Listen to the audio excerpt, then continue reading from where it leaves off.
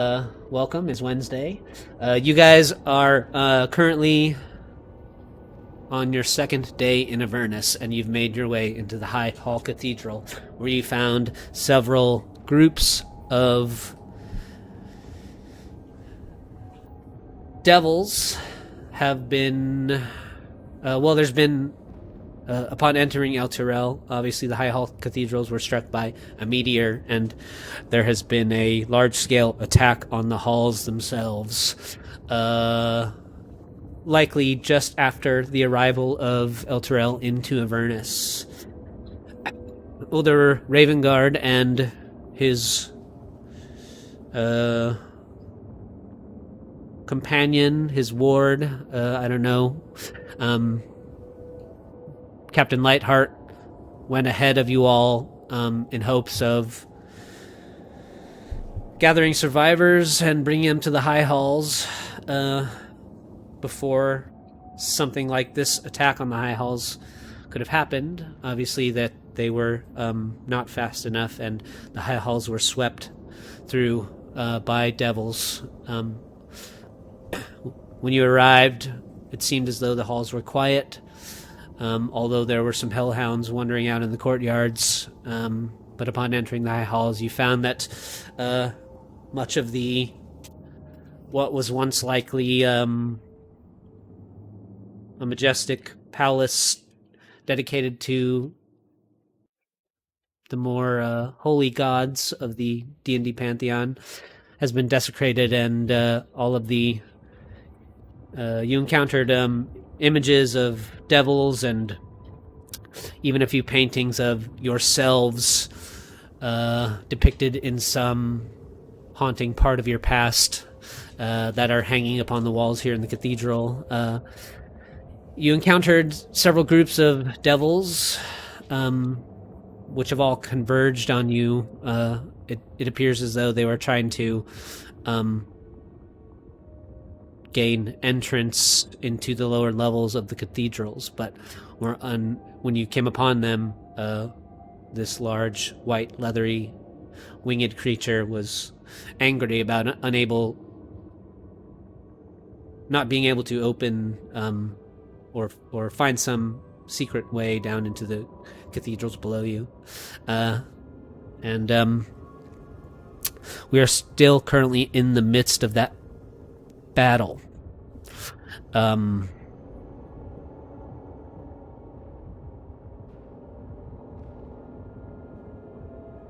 As you have been in combat with several of these wandering groups of devils that still remain in the high halls, there are many other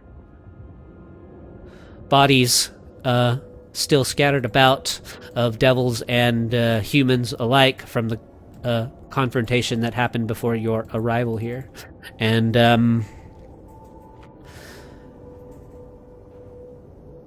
Dolos, we sort of ended the game last week on Dolos's turn, where he rewound the clock 12 seconds, and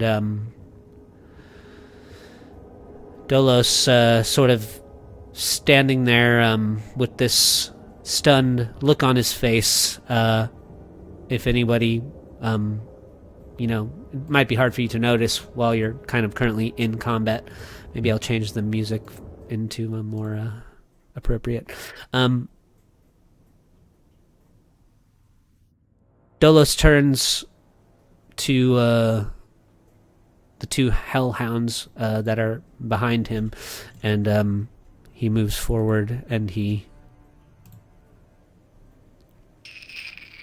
Oh, I forget that he changed to Warlock.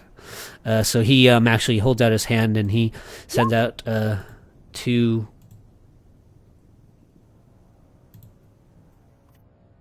blasts of eldritch power from his hands, blasting one of the hounds for 7 force damage. And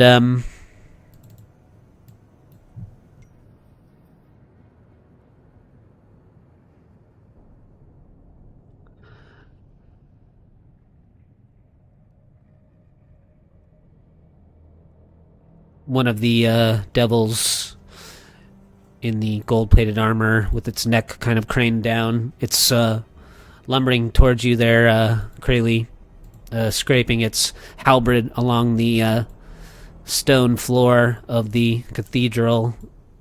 It kind of steps over a few bodies as it makes its way towards you, and it swings its... when it's 10 feet away from you, it swings its halberd once towards you, striking you for 12 slashing damage. Sounds good.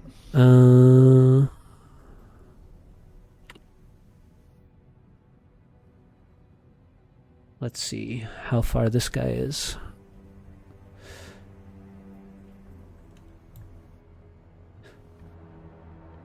And it chunks you with its long handled weapon. The sharp blade kind of digs into you, and then it swings it around once more. What's your AC currently? 14? Yep, 14. Its second strike hits you for 10 slashing damage. Okay. And, the fates may change here as time has been briefly rewound. We move forward. The little devil in the corner continues to hurl balls of flame at you as well there, Crayley.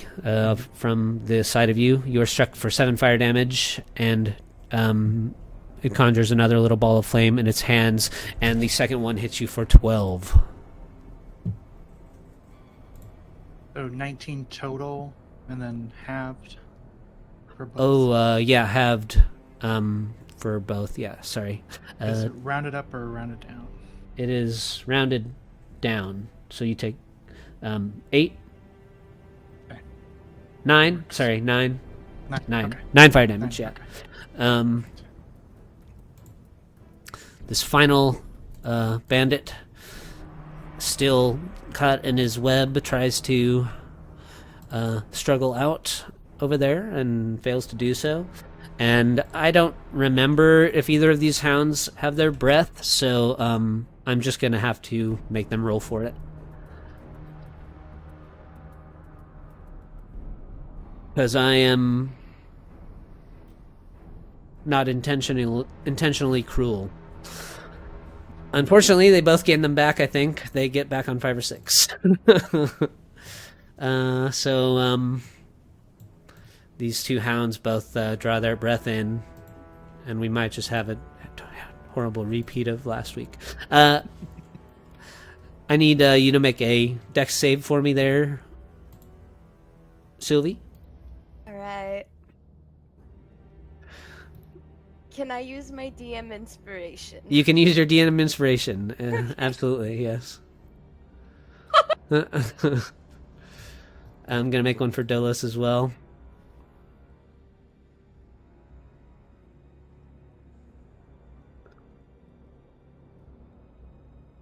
Okay.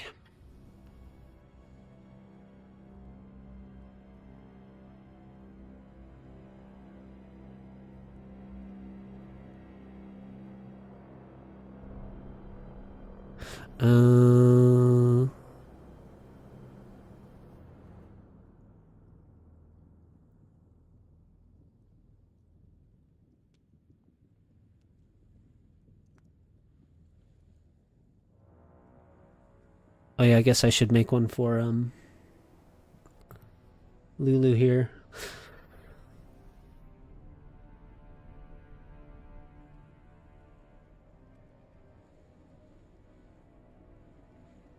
Okay, so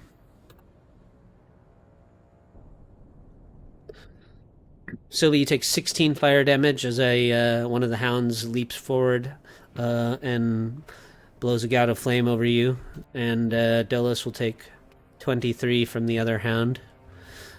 I don't think that he has anything that gives him resistance to fire damage, but let me just check real quick. Immune to frightened.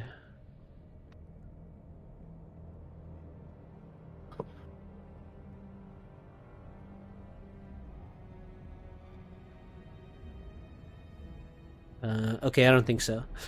One thing that I will do though is that I want to make sure that I just use his character correctly, and one of his blasts actually hit this hound, which is currently also hexed. So it also took 2d6 necrotic damage. Sorry, normally on Wednesdays, I picked Wednesday for this game because that's the day of my work week where I normally get off earliest, and we always used to have these work meetings occasionally every few weeks on Wednesdays, but they just stopped having them, and they started them up again like 2 months ago. So now occasionally every Wednesday there's this meeting where normally I'd be like home by 2 p.m. already and have plenty of time to just like get settled in and prepare. Now it's like the meetings don't start till 3:30, so even if I'm done at 2, I have to wait around at work till 3:30, and then the meeting can take anywhere from 30 minutes to 2 hours, and this was a longer one. So I just got home like 45 minutes ago, and I wasn't able to like do my normal rituals, so I'm not like in the zone, the D&D zone, like I normally am. So just I apologize and bear with me for this session. It's not gonna it might feel clunkier than usual. 2d6 6 extra necrotic damage. Okay, cool. Lulu will also make a dex save because she is in the cone there. She passes and takes half of 16, which is 8. That's the first damage that Lulu's taken, I think. Mavathor, you're up. Alright, I'll start by rolling the damage on my... Ooh. Nice. Nice. So, Very nice. I'll start by stepping here and subjecting this renegade to Spirit Guardians. He is thoroughly subjected for 19 damage. He'll step here for the Hellhounds. Okay. The hounds.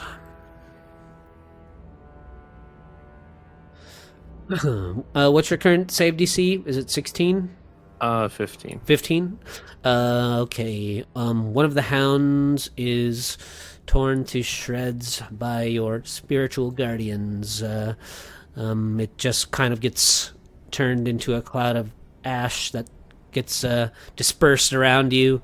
And the other one will take half, right? Okay. I think you can move your spiritual weapon still. Yeah, I'm just trying to figure out how much it moves. So, 2, 3, 4. Oh, this guy's spiritual weapon, or it's a 15-foot radius, right?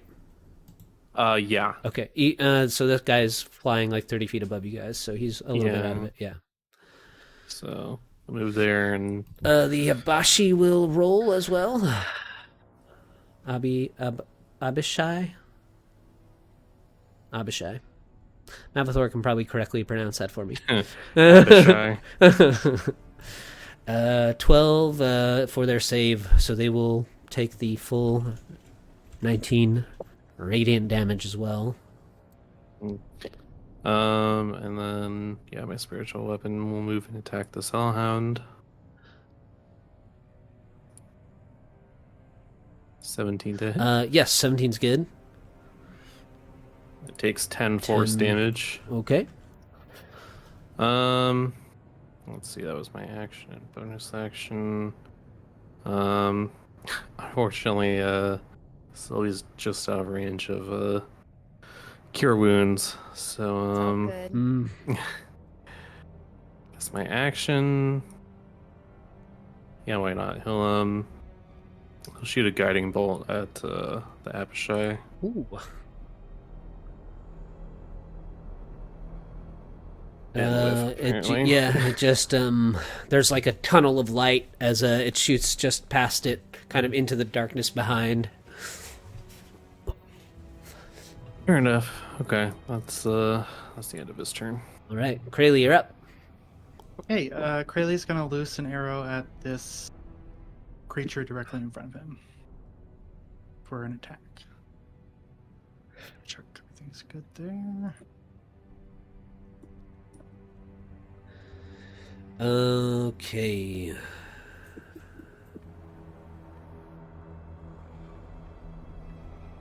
So is it automatically adding that -3 to the roll, or is that 19 -3? So it's 19 minus 3. It's essentially applying a -5 total for the sharpshooter, but then I get a +2 for. The reason I ask is that I got somebody in my other game that's using Great Weapon Master. Weapon Master, and we're trying to figure out why it's not in the other game, why it's not applying directly to the roll. Because like when I hover over when I hover over the 19, it doesn't show me like a negative modifier in there. So I'm wondering if I have to minus that 3 off my head, or if it's incorporating it into the roll actually.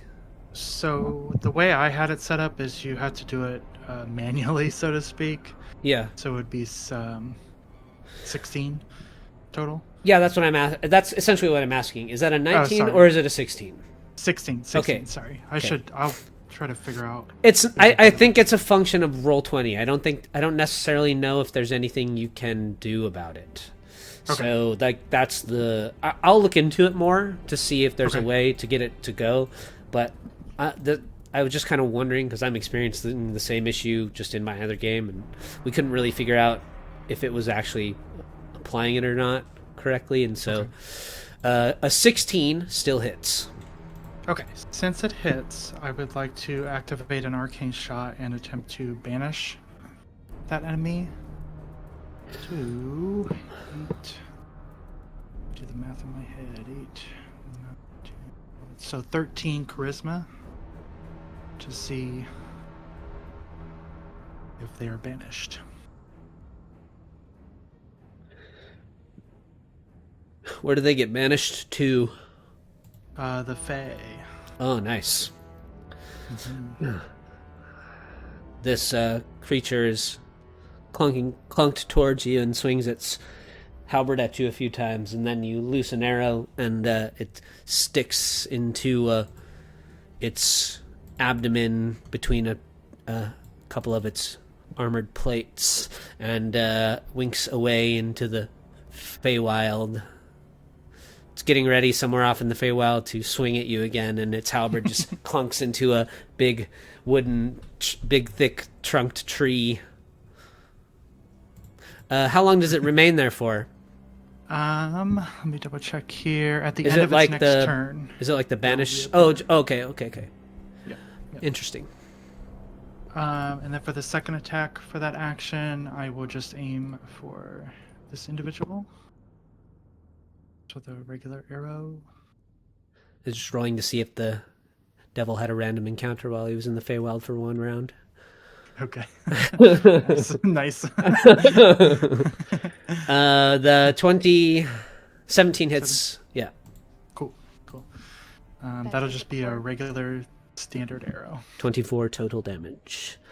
You quickly you shoot an arrow banishing one of the devils into the Feywild, then quickly turn and shoot your bow at the other devil in the corner. Okay. And then 5, 10, 15, 20, 30. I will move my full movement over here. And then I would like to use my bonus action to second wind. Oh, yeah. Go for it. Just going to mark all this down real quick. So it's a 1d10 plus 6. Oh, no, 1d10 plus 5, sorry.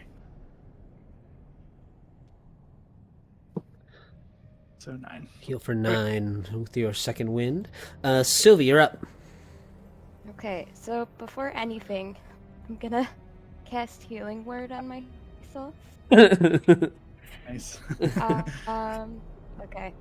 Good. Okay. And then I am going to take out my +1 dagger and nail the guy in front of me. Okay. Or not. Mm, yeah.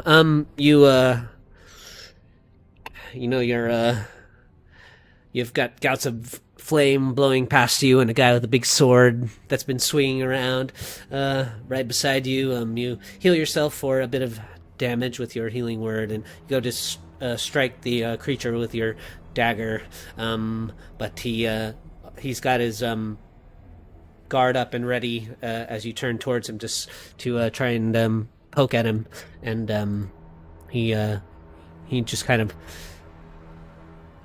is prepared for your attack and gets out of the way just in time. Anything else?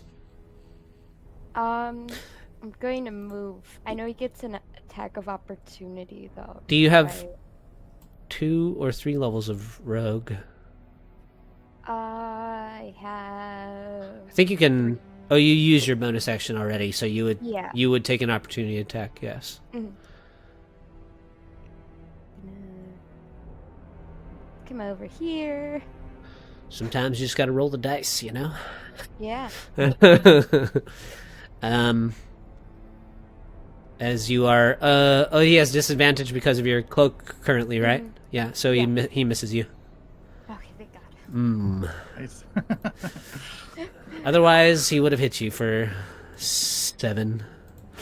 The creature flapping around above you guys there will shoot a few spikes down at Dolos with his tail spines. Both just missing Dolos. And the Abishai will He needs to make a wisdom save first. oh yeah. So would he have taken that 19? I already gave him the 19 damage. Would it have been when you entered his space or at the start of his turn? Both. Oh, okay. Cool. Wisdom save. That's a lot. God, damage. that's it's gnarly. Whoops. I clicked the wrong one, but we'll just take it. He fails and takes 19. I think he's bloodthirsty. And Sylvie had been the one talking shit to him this whole time, so he's gonna continue coming for you, moving out of the spirit guardians. I think he's going to be smart though, and even fly around to the other side of you, and then try and claim your soul. So he will swing his longsword down at you at disadvantage. He rolls a 17 and as his lowest roll. Does that hit you currently? 17 is your armor, so you take 3 slashing damage. Okay. And then he also will claw. But the claw misses. And Dolos will turn and do 2 blasts. Maybe he doesn't need to do both of them, but he will do 1 blast at the Hellhound. And it crumples in a whimper. And he will aim his other blast up at the little guy flying above you guys. Which will also do he'll move his hex up there with his bonus action and do a bit of necrotic damage as well. I don't know why this guy... Oh, that's the height he's flying at. Okay, -7. And the...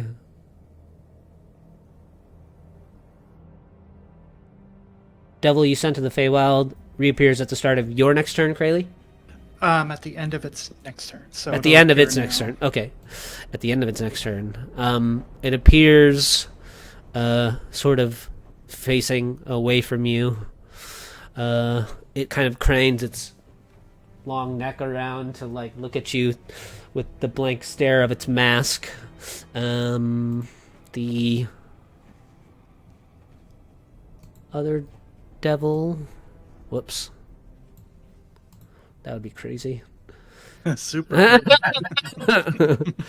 few more levels. That's the kind of cones you're going to be looking at. Oh boy. He's going to try and get some partial cover here by the spiraled staircase and hurl a couple of balls of flame at you.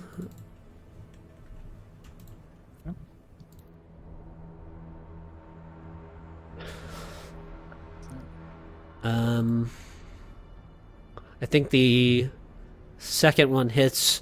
It is 8 damage, halved to 4. Okay. And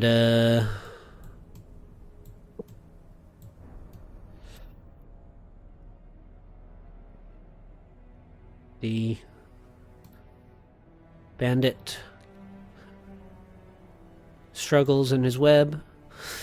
Do you remember the DC for that off the top of your head? Is like a 14 or something? 13. 13? strength. Okay, he remains webbed. Thoroughly webbed.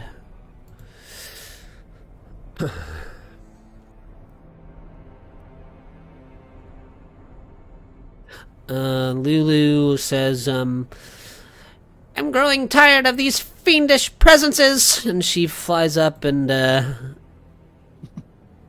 tries to tusk this devil up here. Ooh, she natural 20s. And she does 11 piercing damage and 12 radiant damage. Oh. 23 total. She her little tusk just kind of slices deep into the flapping devil's body. Its wings kind of go limp and it spirals to the floor. There's like a clatter of its little pitchfork as it topples down. And Mavathor, you're up. All right. I'll go ahead and move. Let's see. Yeah. To here. So the Avernus needs to make it save.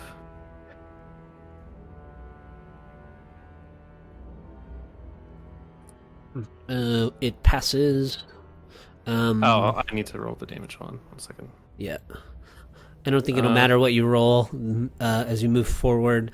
The spirit guardians begin to kind of tear strips of flesh off of the Abishai. It kind of screams in pain as your spell rips it apart, sending its own soul back into the river Styx. Let's see. Oh yeah, just those two guys over there. Okay. As my action, I will cast Cure Wounds on Sylvie. Oh, bless Or- your soul. 5. Well, I min-rolled that. Yeah. We can get. I'll take anything I can get. Yeah. And then as my bonus action, my spiritual weapon will go over here and attack this brigand.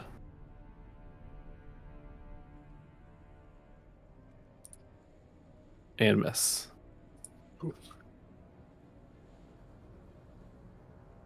I think I'm going to just make a homebrewed on the spot ruling here and say that healing spells.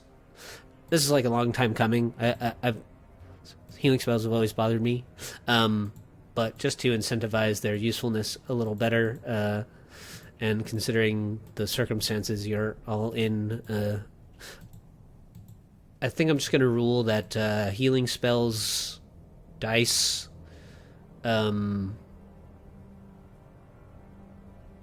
go up like cantrips. So all your healing dice are now like, you know, a cure wounds is now a 2d8, a healing word is a 2d4. Okay. At level 5, they're gonna start scaling like cantrips scale. So you can roll another a d4 there, and that's just going to continue for the duration of the campaign. So 6 total healing there. Nice. Well,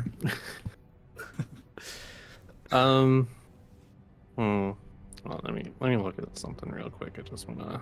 Did you want to move this over to this guy? Yeah, and I swinged and I rolled a 1, but is he restrained? He is restrained, he's webbed. I'm not sure if that's a restrain. It might be. Yeah. I don't remember off the top of my head. I'm guessing it might be. Let's see. Web spell. Creature restrained. Yep. Yeah. So you got you'd have advantage. Yeah. Yeah. Yeah. Sorry, Yeah. I forgot that totally. Yeah. It's all good. There you go. Wow, I am rolling like absolute trash. I rolled 3 ones in a row. Okay. It's I hard. see how it is today. It's hard to make natural ones for spiritually conjured weapons interesting. Yeah. You might just All right, well. receive I would give you a 1 fire damage, but it would just be halved to 0. So, That's that's the end of my turn. Krayley, Yeah, so I'd like to use my action to make 2 attacks against this individual here. you may do so. Perfect. And boom and boom. Oh my gosh. Oh, So a no. 9 and a 7. They both of your arrows bounce off of the stone spiraled staircase there. He kind of sticks his claw out and clacks it a few times, taunting you. Would like to use action surge because of that taunt. Make 2 more attacks on them.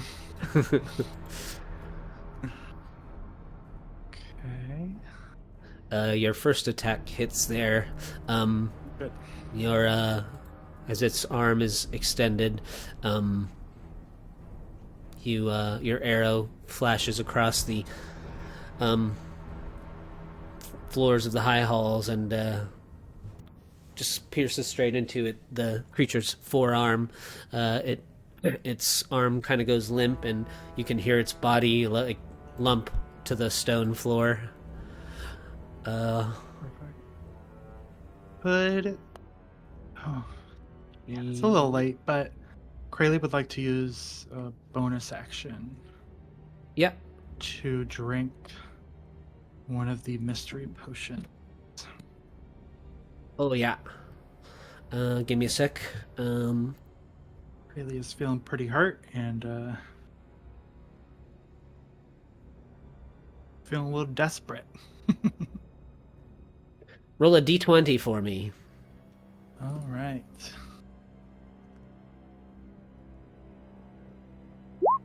As my magical potion table populates.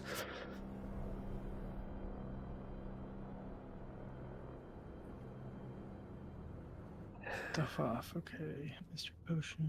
I'm down 9 arrows. Okay.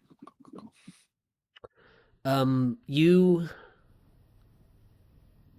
chug one of the random magical potions, and you are sort of expectantly waiting for whatever strange reaction might come of this act, and then you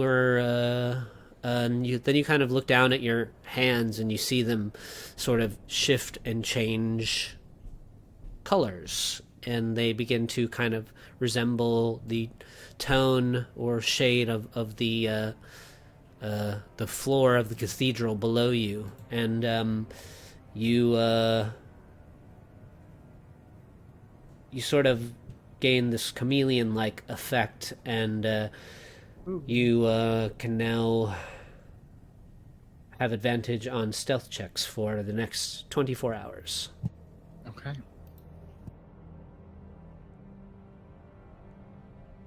All right, that's my turn.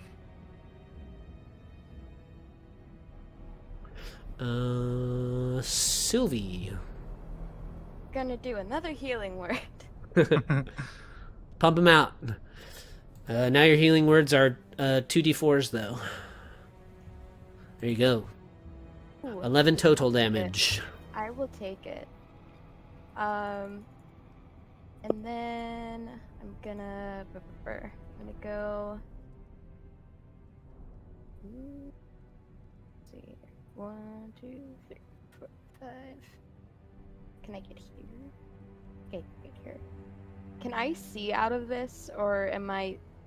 Yeah, there are the curtains, especially along these front two sort of rows of the cathedral. They're all torn and ripped and burned from conflict, and so you can see through like rips and holes and tears in the drapes. Okay. I am going to shoot a magic arrow at this guy. Yeah. Ooh. Ooh.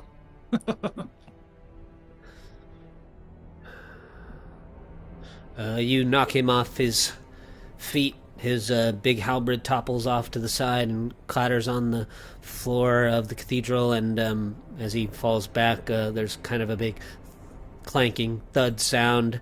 His like long strange neck goes limp and like lolls down like a zebra, and they perish. Anything else? No, that's my turn. Okay, Dolus moves through the curtains, and he will fire an eldritch blast at the last guy up there. Also moving his hex. And with that, the final combatant falls. There's a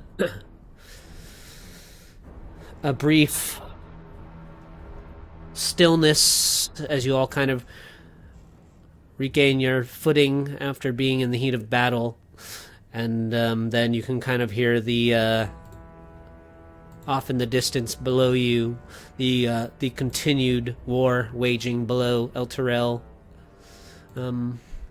reminding you that even though your current battle is over, the war in Avernus has just begun.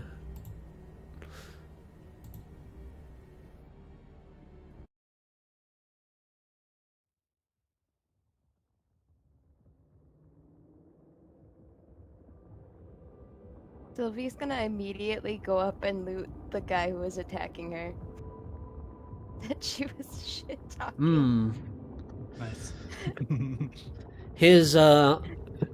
His wicked-looking curved blade, it's sort of curved like a falchion almost, jagged on one side. It is a longsword. Let me see. Make an investigation check as well. It's just a scaled fiend. It doesn't appear as though he's really carrying much of anything. But then you find a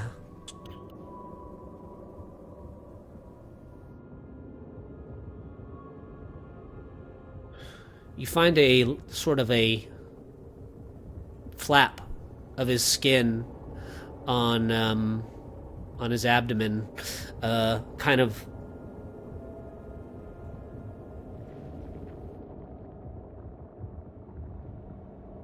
there's this thin line of skin, almost like a kangaroo pouch, and you begrudgingly put your hand in there because you can feel like just pressing on his abdomen, it feels like there's something in there, and you can tell that it's like a pouch of some sort, and you pull out a You feel a large metal coin, and you pull it out, and what you find is let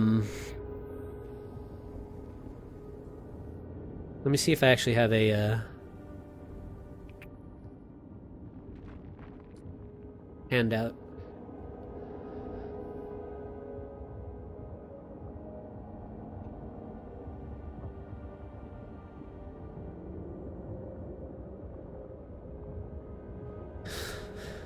I don't have a good picture for it. But you find this large dark iron coin, and it seems to have been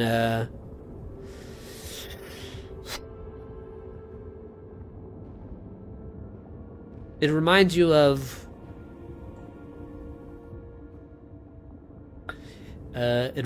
of instantly reminiscent of the coin that you'd been carrying most of your life, that had your sister's soul trapped in it. Okay. You find a soul coin. Okay. It's about 5 inches across on its face and about an inch thick. It is minted, it seems, from some kind of dark iron. This 5-inch wide, 1-inch thick coin weighs about 1/3 of a pound. It's actually quite heavy for its size. You can see that it is inscribed with infernal writing.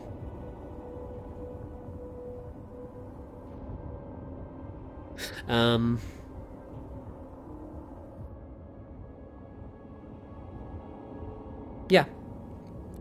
You find this longsword and this soul coin in a pouch of the creature. I speak infernal. Do I know what it says? Hmm.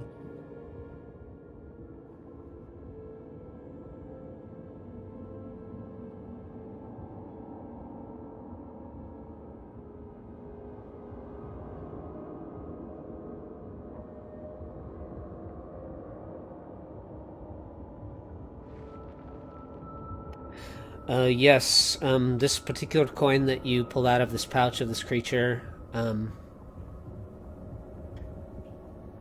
Infernal it says, I never thought it would end like this. Life is so unpredictable.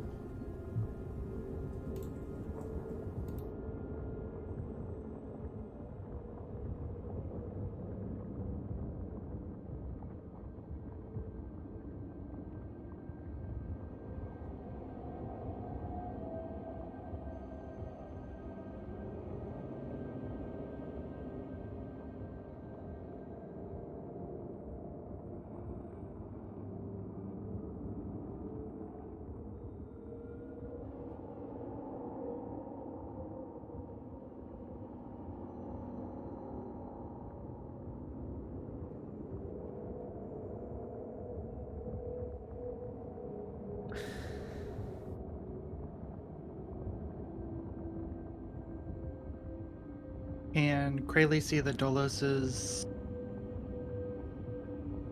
standing on his own 2 feet and breathing, so to speak. Yeah, it would appear so. Okay. I mean, I think he's currently in his,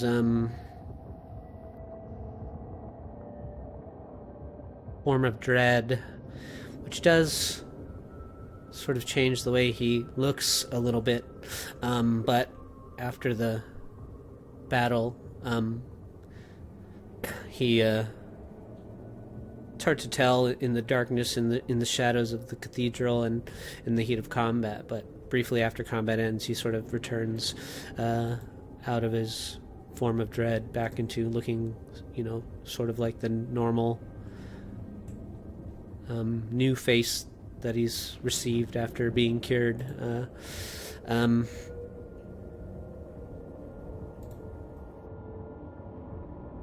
don't want to, roleplay his character too much. Yeah. Krayley will just see that he is up on his own feet and just kind of look at him and then walk on through here. Yeah. to He does check a on he Avatar and does Sylvie. he does a similar thing. He says to you, Krayley, "You're staring at me, bunny." And then he looks around or he says to you, "Yeah, so let's go make sure that that everyone else is all right." And the two of you move through the curtains, kind of coming together, back into sort of this main central area of the cathedral. I can kind of re-describe this room a little bit.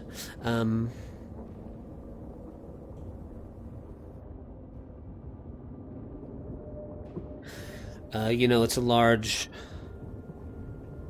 central area of the high halls. What you see before you there, that the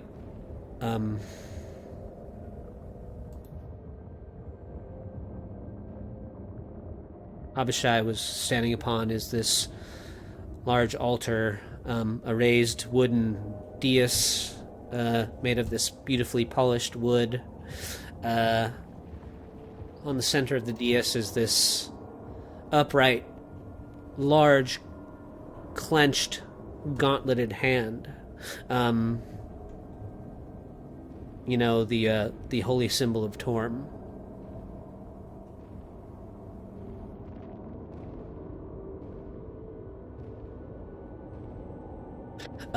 There are some curtains, that are open on either side of the north and the south sides of this large altar.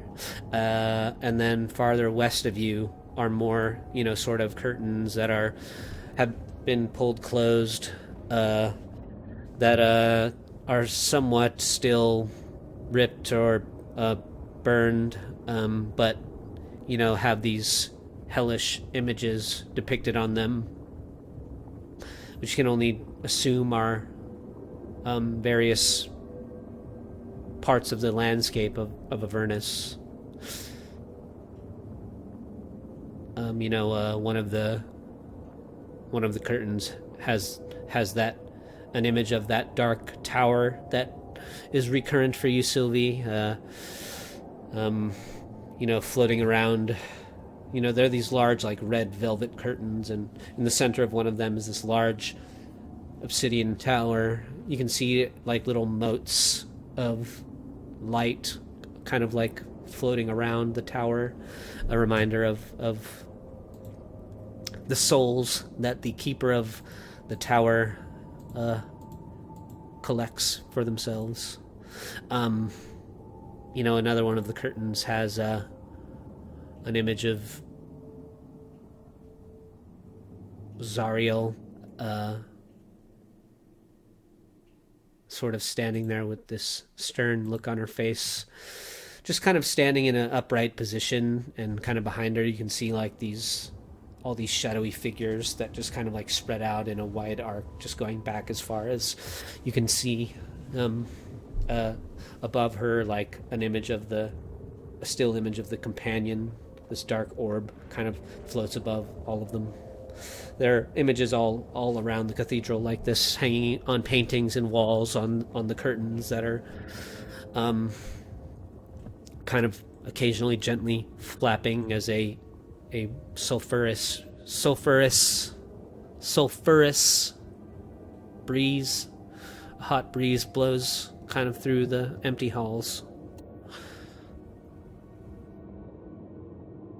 They were trying to open the gauntlet when we arrived, right?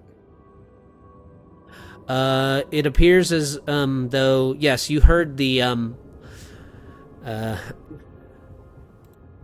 heard one of the creatures, the Abishai, sounding frustrated at something about the altar. Yes. Can I investigate and see if I can figure out what it was they were missing? Yeah. You can make another investigation check.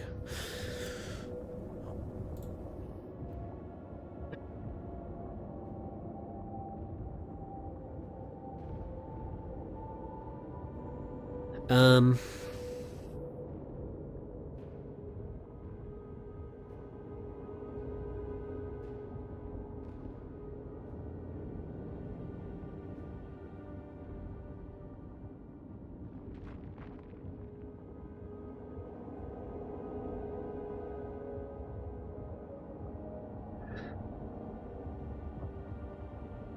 The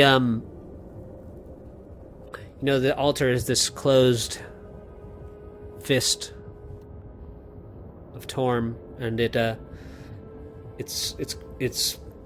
like the dais itself. It's carved from wood, and it's expertly crafted. And you're kind of scoping out this large altar, and you notice that in one of the fingers of the closed gauntlet,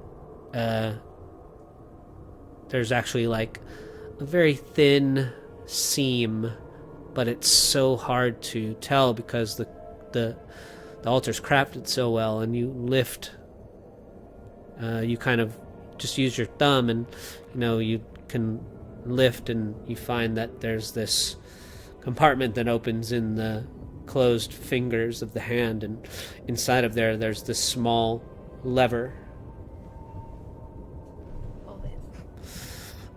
You grab and you pull, and there's this clunking sound, and the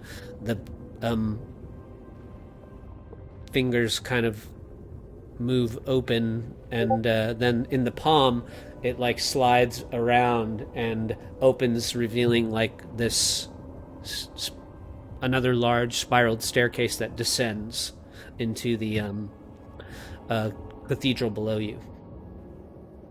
I look at Krayley and I go, "You were so stupid." And then I start walking down the stairs. Oh.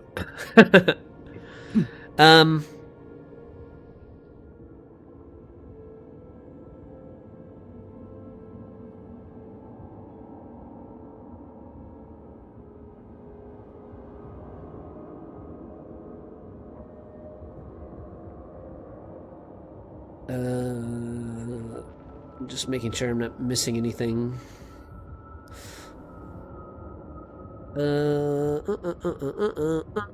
Okay, yep. Sylvie, you start to descend to the level below you. Is there anything the rest of you would like to do in this level of the cathedral, or are you guys just going to follow Sylvie down? I'm just gonna follow her down. Okay. Let me copy pasta you guys here.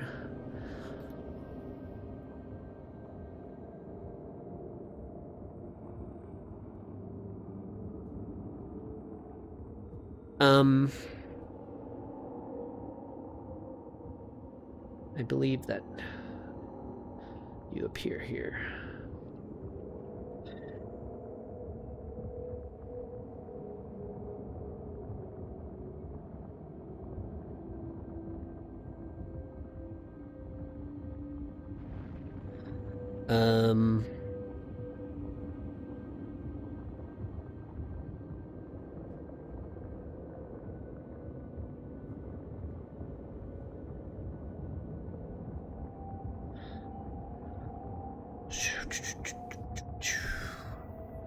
I think that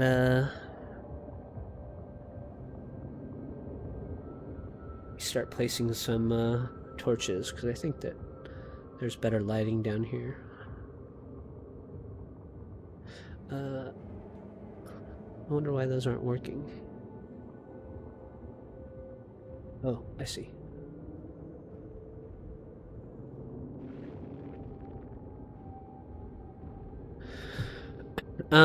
You guys descend the stairs, and they open into the lower level of the cathedral. They kind of wind down and open into a platform that then kind of on either side of you goes into two more kind of zigzagging staircases that eventually kind of lead into this large open area You guys can make some perception checks for me, I would say.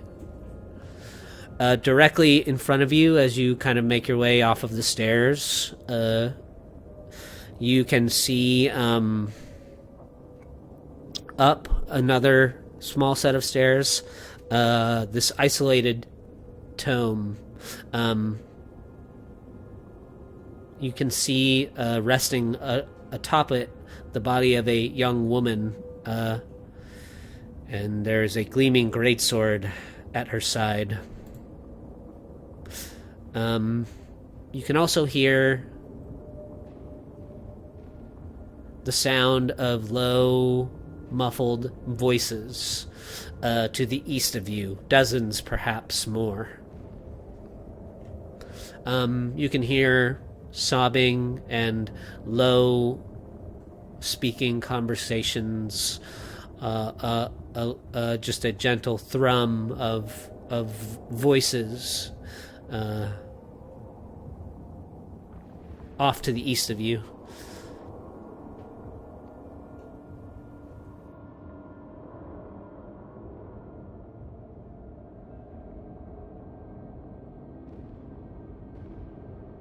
Sylvie, Mavathor, before we continue, are you guys okay after that fight? I know we kind of just jumped down this hallway, but... I've been better. I'm not too bad, though. Well, I'm okay. Yeah, Okay. I'm physically fine. Okay. I mean, Krayley will look at Dolos, but isn't necessarily wanting to strike up a conversation, so to speak, so... Now, how does he look? Dolos, Dolos says, I've took a few, burns, but, I'm still speaking. I don't know if, he says, if we run into another group like that, I don't know, if I'd be able to last through another fight like the one we just had. No, I definitely wouldn't either.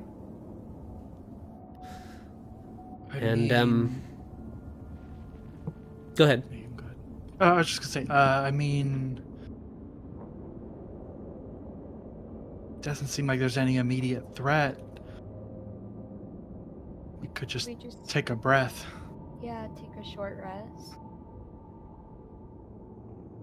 And then, If you want, yeah, if you Krayley want, will also, yeah. Also ask how Lulu's doing. Oh, yeah.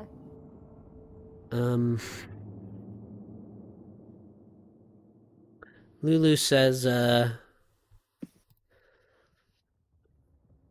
I'm fine, Krayley. Thank you for asking. I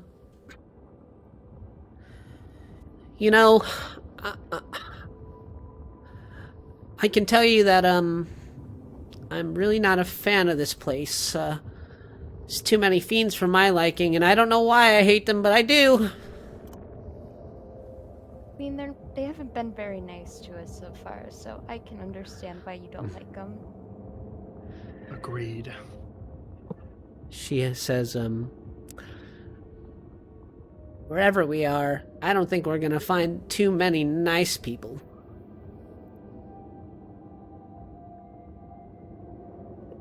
Well, we're hoping to find more survivors. Yeah. Oh, down right. here. Wait, I hear voices. Do you guys hear that? Yeah. A little bit. But might be best we stay hush till we catch our breath here for a moment.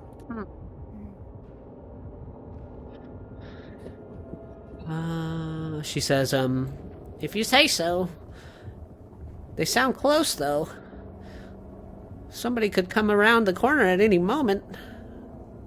I don't think we're gonna find any devils in here. I mean, if if they were in dumb here, enough to yeah, come down. They seem to be trying to get into here, so yeah, I I would don't assume. think there's any down here. So I want to say we're safe to explore. Instead of taking a rest. Yeah. I'm gonna scout ahead. Okay. Then let's be safe. Mark that down real quick. Okay. I'm good to continue as well. Okay. Great will decide to follow. Kick. As you scout ahead, Sylvie, kind of making your way towards the sound of the voices, what you see over where your token is a large crypt area. You see that it is presently home to 100 or more frightened-looking people. You see them cowering behind sarcophagi and in alcoves. You can see that their faces and their eyes are red, their cheeks stained with tears. You see somebody that kind of stands out a bit among them. They are standing before a large font. A haggard-looking older woman. You see she's got matted gray hair, and she's kind of sweating. Her arms and her forehead are this sheen of sweat. You see in one arm she has a leather-bound tome clutched tightly to her breast, and in the other hand she's wielding a ceremonial-looking mace. It looks like if she struck anything with it, it would probably shatter.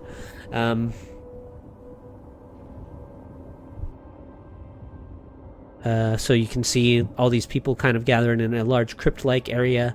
Two water fountain, large water pools inlaid into the floors. Mavathor, to the north of you, you see a massive chamber. You see a large oval table made of red oak in the center of the room. It is surrounded by 40 comfortable-looking chairs. It looks like maybe a meeting chamber of some sort for important people.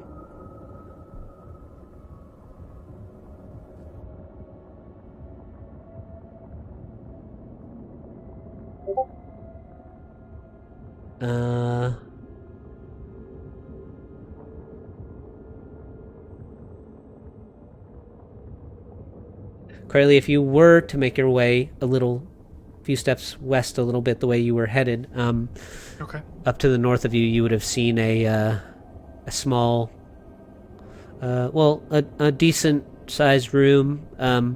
You would see all these inlays along the walls, and in the inlays you would see the remnants of bones.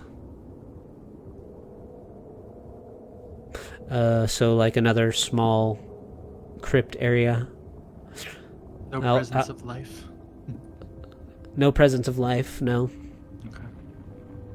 I will leave that area and see Mavathor at the end of the hall. But it appears here under the High Hall cathedrals you have found a catacombs of sorts from the rooms you can see so far. It mostly seems like a crypt, an old crypt.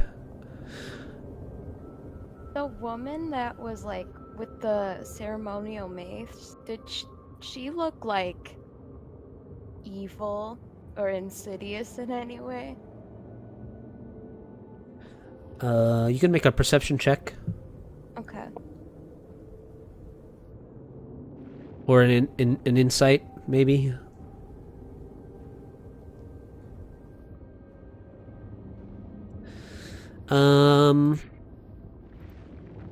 No, you can tell that she's moving around to some of the distraught people gathered here. You can tell that she is likely maybe a cleric or a healer of some sort. You would imagine that maybe she is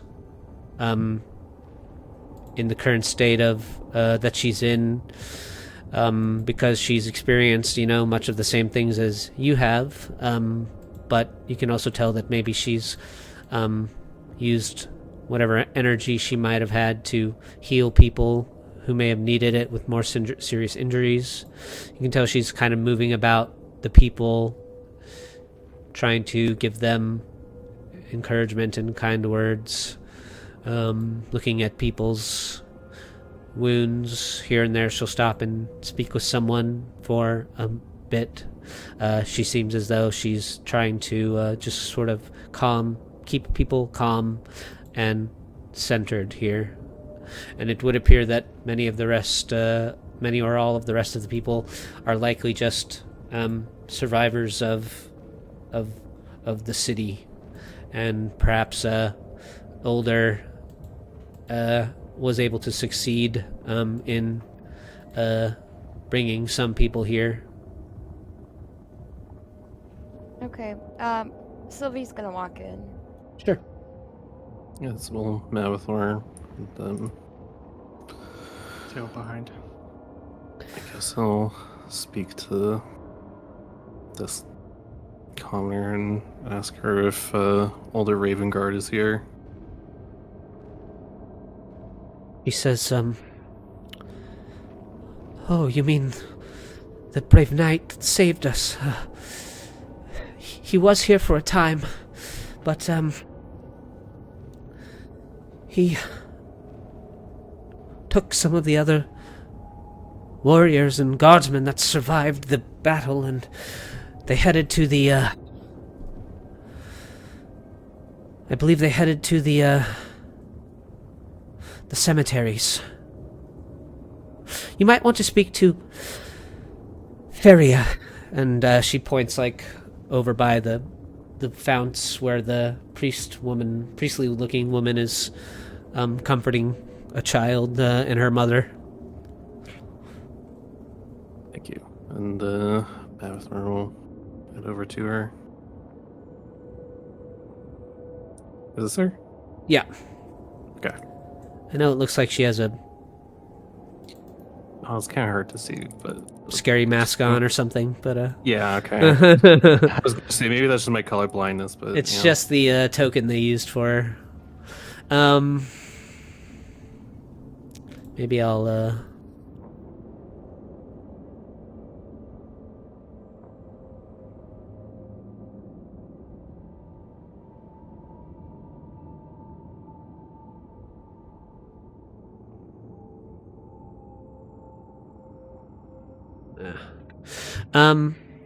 she looks a little startled as the couple of you come around the corner, and she says, "Come no closer.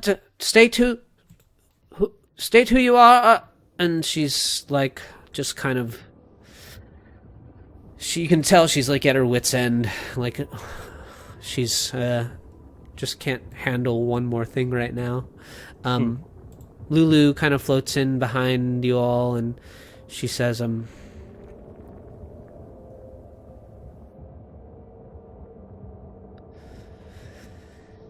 sorry, I'm a little over my head here. Do you all come in peace, or do you mean us harm?" Well, if it makes any difference, we just killed all the devils outside. It makes a difference indeed, and you have my humble thanks. I'm sorry, my name is Feria, and I'm doing my best to keep the people calm here. What's your name? I am Mavithor. And your companions? I'm Sylvie. And Krayley. And Delos introduces himself, and Lulu as well. And Lulu, she says, "Guys, I'm going to float around and see if I can cheer some of these people up, okay?" And she kind of flows off in one direction, her little trail of golden sparkles behind her.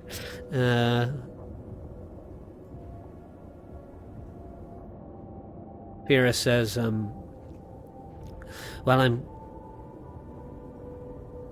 glad to see that the devils were not able to discover the entrance to the catacombs, but I suppose that I'm glad you all have. You do, however, look a little worse for wear. You're welcome to rest here like the rest of us. Is there enough room for more survivors?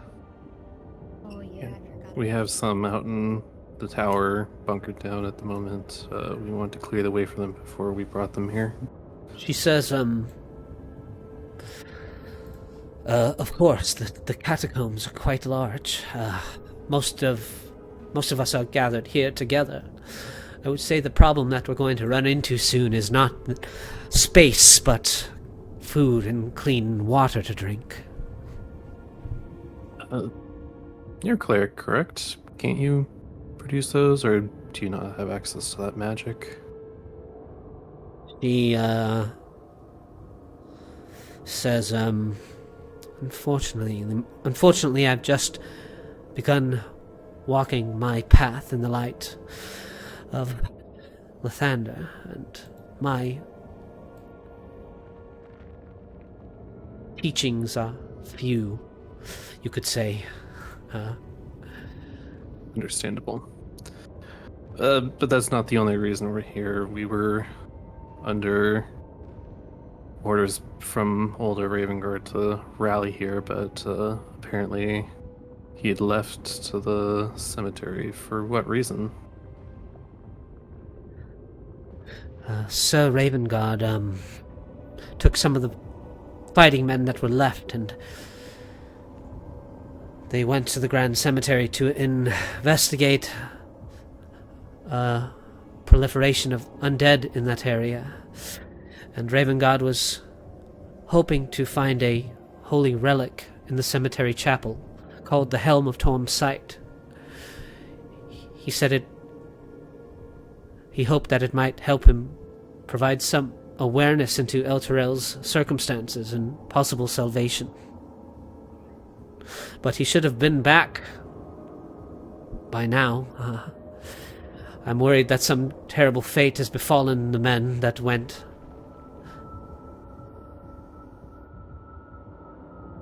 Nice. The cemeteries are not far from the cathedral. We take a short rest and then head over there. Yes, Yes, as I said, we have nothing to feed you, but you're more than welcome to rest here with us and pray if you'd like. I think we should go gather the survivors first before we settle down for a rest. Yes, could somebody pass along a message to the Raven Pen I left them and hope that they get it?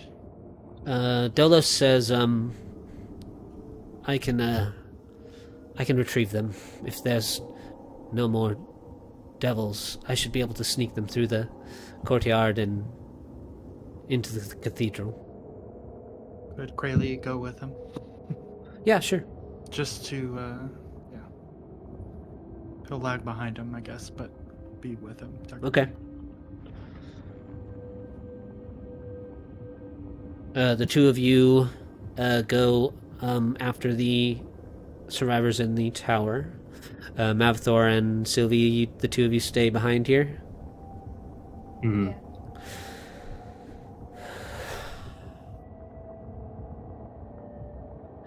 She says, you should get the rest that you need and go after Ravengard and the others as soon as possible. Thank you again for your hospitality. Of course, and if there's anything else I can do for you, just let me know. May Lathander's light bless you and bless us all in this dark time. Indeed. I know you don't have much in the way of hospitality, but do you have anything that might help us in our endeavors of rescuing older Ravengard? She says, well, as I said,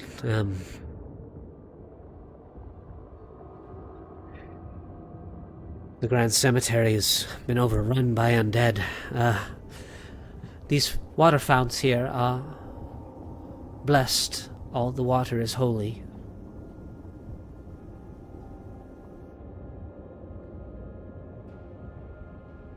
That certainly might help. And for what it's worth, you might want to check what some of the bodies upstairs had on them. I believe they had weapons. It might be worthwhile to equip yourself and some of the able-bodied individuals with weapons just to ensure your safety.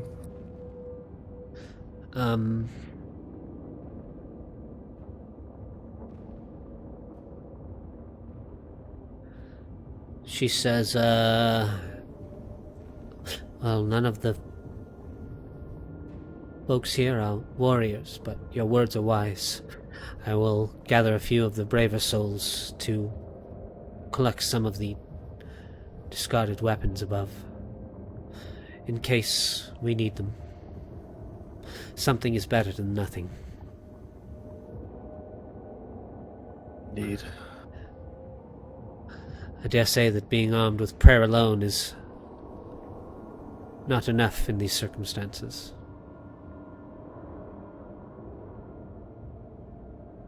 Can I take oh, sorry, go ahead. No, it's okay. She says, beyond the holy water, I don't know that I have anything else that could be of use to you, although you're welcome to explore the rest of the catacombs. You might find something useful. You're more than welcome to take whatever you find, of course. I doubt that any of the dead here... Thank you so much. And then do I have any empty vials for my poisoner's kit? Yeah, why not? Can I fill some of them up with holy water? Sure. Awesome. Roll a d6. Okay. Yeah, 4 vials of holy water. Awesome. Kralee and Dolos, the two of you make your way back up into the high hall above, out into the courtyards, and into the tower where the other refugees are, not refugees, but survivors are still hidden away. And you gather them and bring them here without incident. You see actually a couple of the dwarves run into a couple of their family members they were separated from, as the day of the day that Elturel fell, the city was in the midst of a celebration, a festival, and they are reunited with some of their survived family members. And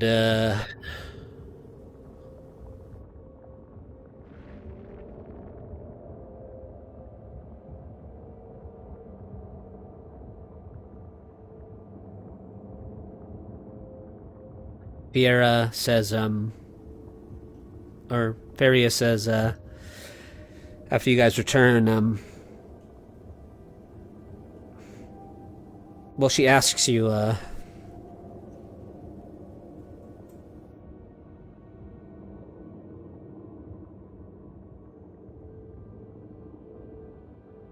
she says many people arrived to the high halls quickly. Most of us, actually. Elturel's has plans for matters of emergency, and here beneath the high halls, always a place of safety in case of danger in Elturel, a place for the citizens to find refuge. Most of us arrived initially after Elturel's fall to wherever we are here now. But there must be many more out there still.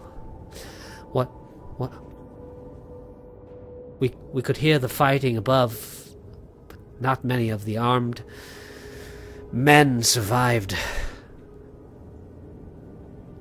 What is it like up there?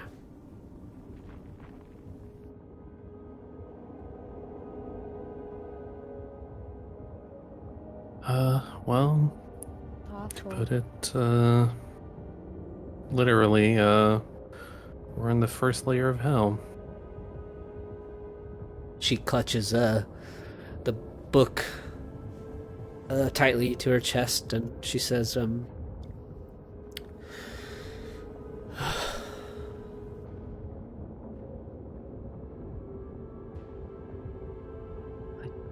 still can't even believe it.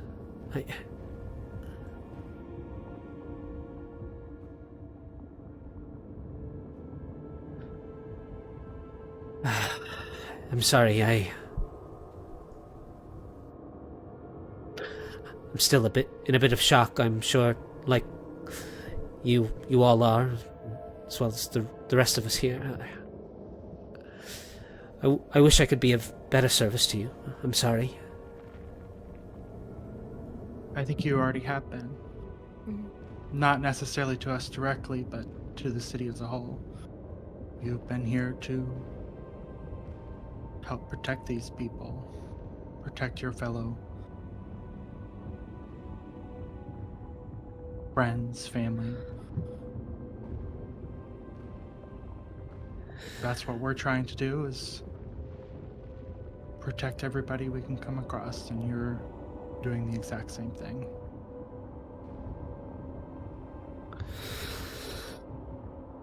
Well,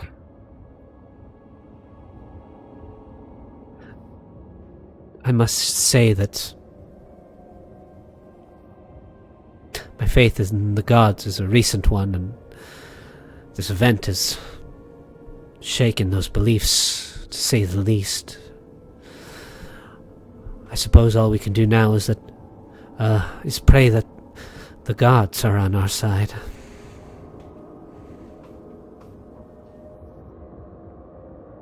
I don't have a lot of experience directly with the gods, but I would say trust in yourself a little bit more. It's because of you and everyone else here that these folks are alive. Through your actions and their actions. She says, she kind of gives you a half smile. You can tell if she wasn't so distressed, she would actually probably have a very warm and kind face. And she says, you're right. Those are kind and wise words. I need to be strong for myself and for these people. And now is not the time to waver. And she kind of stands up a little straighter, and she kind of touches her hair up a little bit. She wipes her forehead off, and she says, get your rest, and I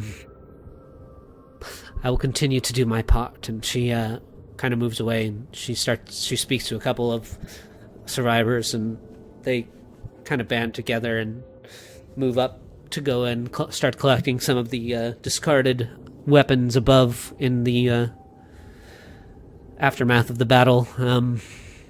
Mavathor, you're exploring a bit. Yeah, he's just kind of looking around, seeing if there's anything of interest. You see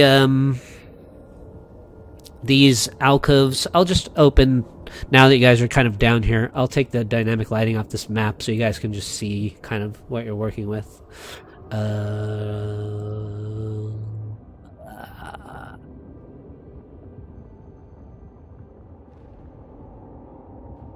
That was the wrong map. There we go. Turn this one on. Hopefully I can just turn that back on easily on the other one. Okay. So these sort of pinched little alcoves out on the sides that kind of encompass the extremities down there, they are recessed little mausoleums. You can see Mamathor, they are the final resting places of esteemed priests, warriors, and other dedicated servants of El Terrell. You find, I didn't want to just litter this map with tokens, but in these alcoves you find little groupings of more survivors, that have kind of tucked away. They're introverts, so they've tucked away into little corners of the catacombs here.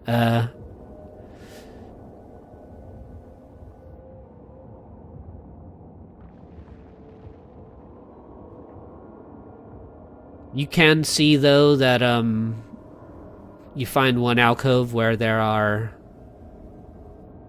a couple of mangled bodies.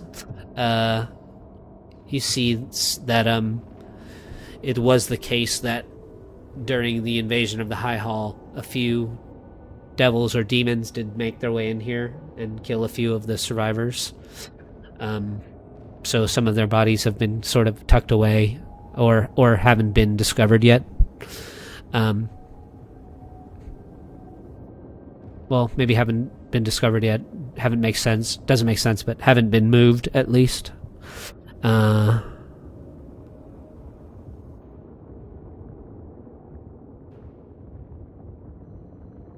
These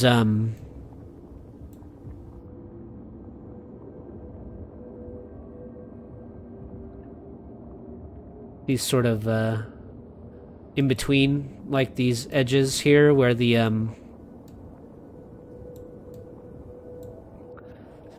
some of the survivors are kind of clustered away in between them in these vaults. These are actually there's a vaulted door here, and you open the vaulted door and you can see there are piles of bodies that have are presently people who died, likely as the city was drawn into Avernus, and are just being stored out of sight momentarily until something better can be done with them. You guys can explore down here if you want and still get the effects of a long rest, so I'll just go over some of the other areas.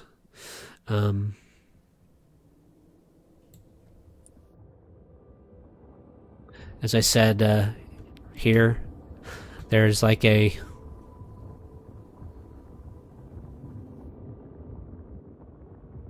body of a young woman lying on a raised dais. There's this kind of gleaming sword at her side. The woman is dead, but it seems as though she is has not decomposed at all. Kind of over in this far side, if you guys were to explore over in these other extremities on the other side of the catacombs, this portion here is a large temple. You could assume that it is used for private ceremonies involving some of the more powerful and respected figures in El Terrell. Each of these semicircular alcoves contain elaborate upright sarcophaguses holding the bodies of former high priests of Torm.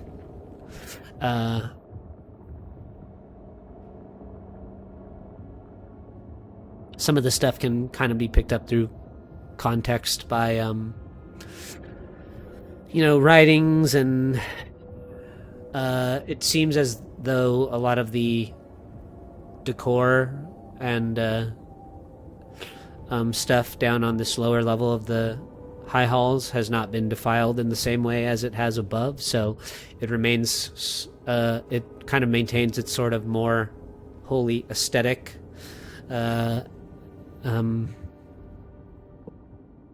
Seeming more like a temple, a cathedral, a catacomb dedicated to, Torm Lathander.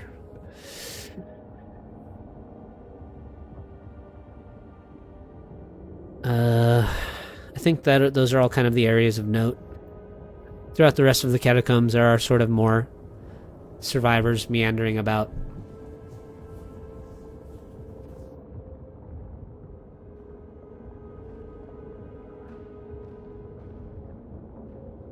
During the short rest, Lulu floats around and does her best to try and encourage people. Her presence does seem to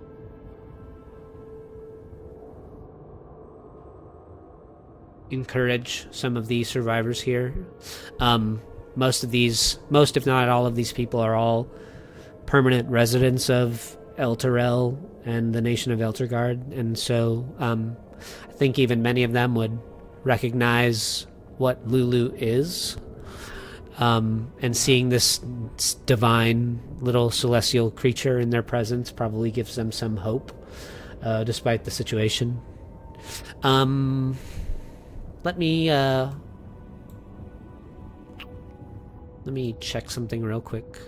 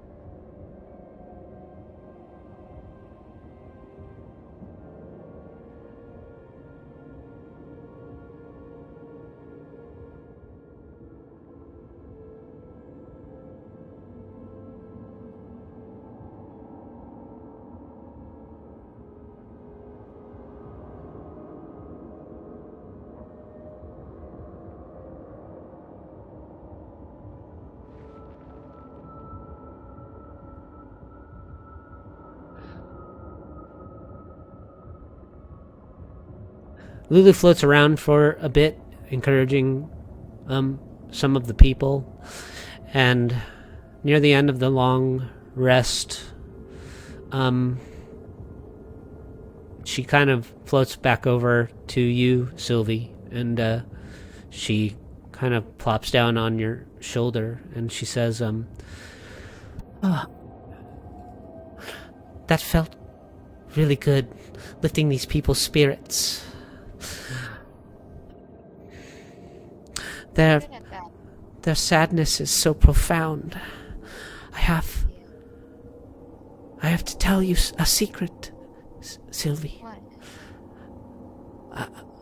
I don't know. Maybe it was helping these people, but I think I've remembered something. What do you remember? She says, It was Zariel who sent me away. I don't know why. But maybe, just maybe, there's a tiny little spark of goodness deep down inside her still. I remember that I was lost. I was wandering these brutal lands all alone, and someone tricked me. They made me drink water from the river Styx, and Zariel found me.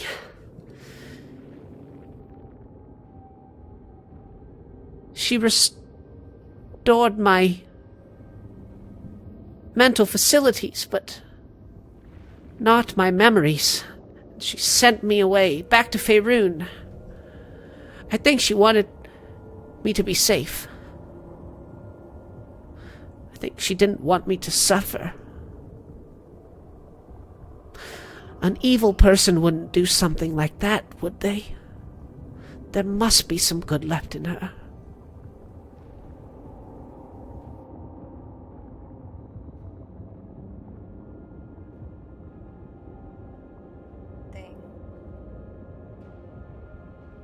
Everyone wants everything to be black and white, but it's always gray.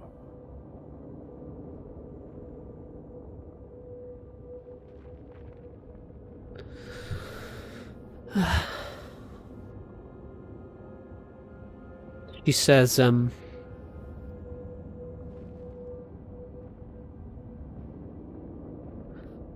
know I once had the wisdom to know what that means, but as far as I can see it here, in this place, things are pretty black and white to me, but maybe you're right. If Zariel could do an act of kindness for me, maybe what she's doing has a purpose. Yeah. And just maybe she's forgotten the reason why.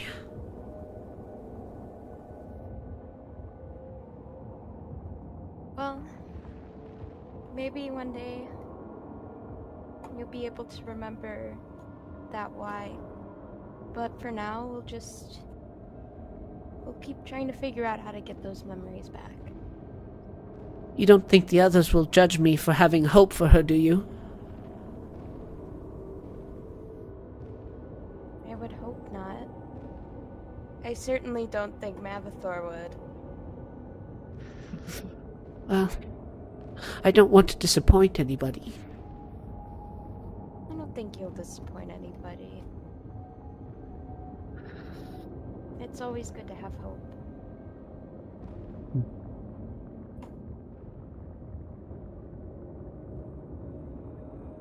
Well, thank you for listening to me, Sylvie.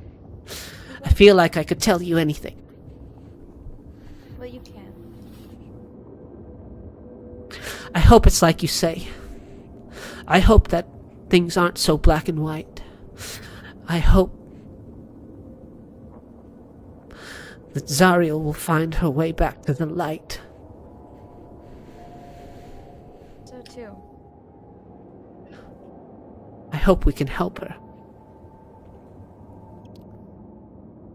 Just like we're trying to help your sister. Just like we're trying to help these people. There's so many people to help.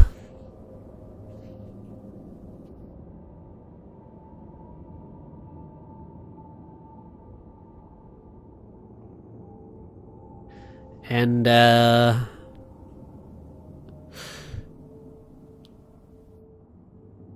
in bolstering the spirits of all of these survivors here, and entrusting you with the secret hope she has for Zariel, Lulu increases her bond of friendship with you, Sylvie, and she also regains the use of one of her spells. Adorable.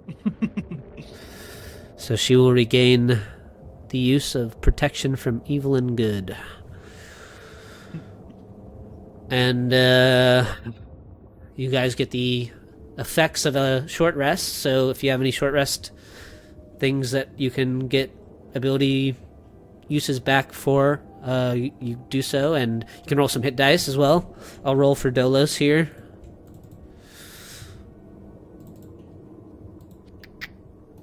Whoa, he is pretty low.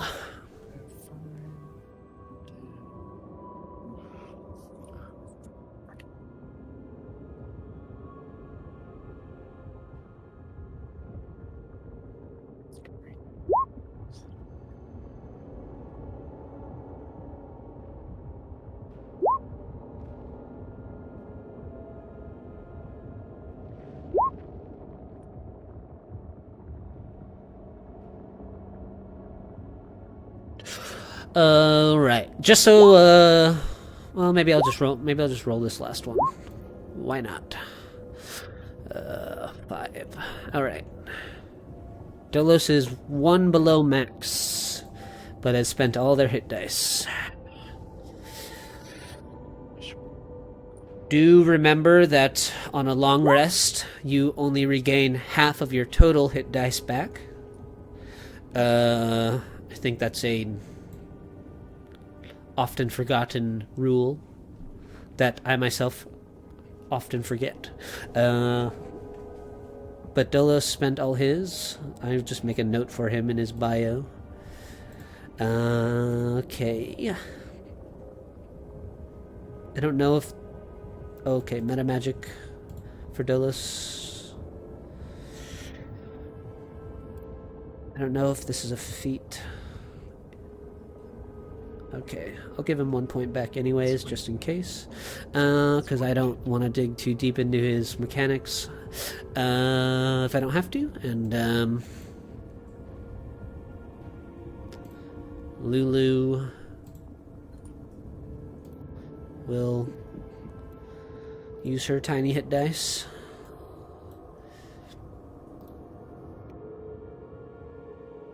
Where the heck did her token go? Oh, there it is.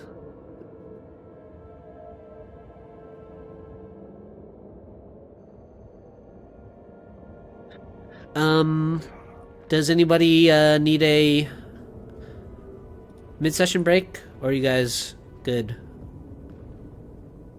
I'm could just- good, but I do have a a private question. Oh, okay. Let's just take a quick 5. I'm going to get up real quick, but then I'll meet you in a secret channel for your private question. All right.